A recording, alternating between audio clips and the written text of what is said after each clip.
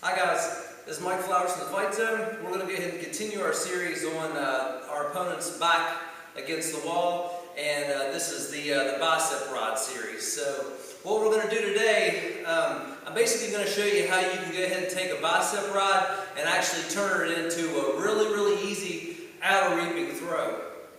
I've always kind of noticed this here lately, like whenever there's fighters that where their backs are against the cage wall, and whenever somebody actually has a head, top, and wrist control, whenever they actually start to try to do like a reaping throw on them, their opponent's going to see this a mile away, and all they do is just end up just taking their hand, just pushing it right in their opponent's hip, and that stuffs out the throw.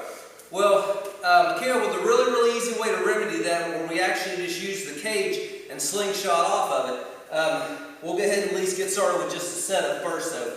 Very first thing on this, okay, Sean's going to go ahead and start with his hands up, and now I'm just going to go ahead and enter this with the clinch muffle, and then all I'm going to do from here, I'm just going to go ahead and come either right over the top, right into my bicep rod from here, or I can go right in from this and just shoot straight in the middle like that, okay? Either way, I'm still going to get my bicep rod regardless, okay? So, as soon as I have my bicep rod, what I'm going to do on Sean, very first thing I'm going to do, in this case, my left hand is basically just going to go in for my bicep rod, and I'm just going to slide right down and get wrist control, okay? The other hand still maintains the bicep rod, and if you notice on this, when I'm in this position, my knee is deep between Sean's legs, and my chest is pressing right against his chest, because I want to keep him under control. My leg between his legs is going to keep him from moving on me, and my chest against his chest is going to go ahead and keep constant pressure on my man, which is what I want.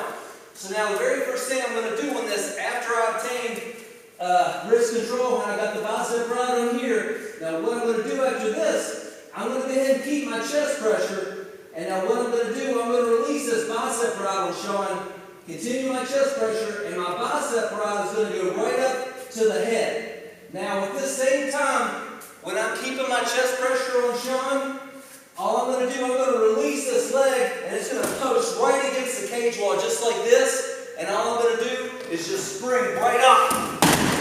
And it's just going to come right into a reaping throw where we just use the cage and just spring off. I'm going to do that one more time, all the way through, so you can just kind of see how it all flows together.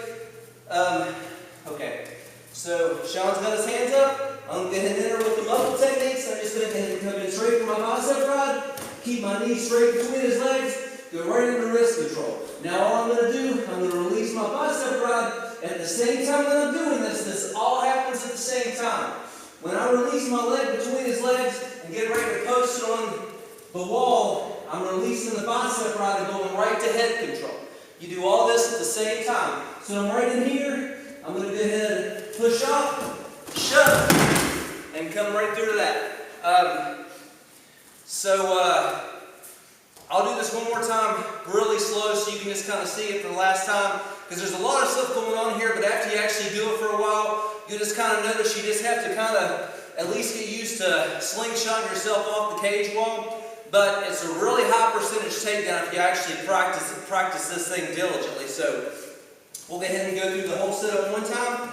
Again, so coming in muffle, come right in for my bicep rod on Sean, knee between the legs, go right in for wrist control.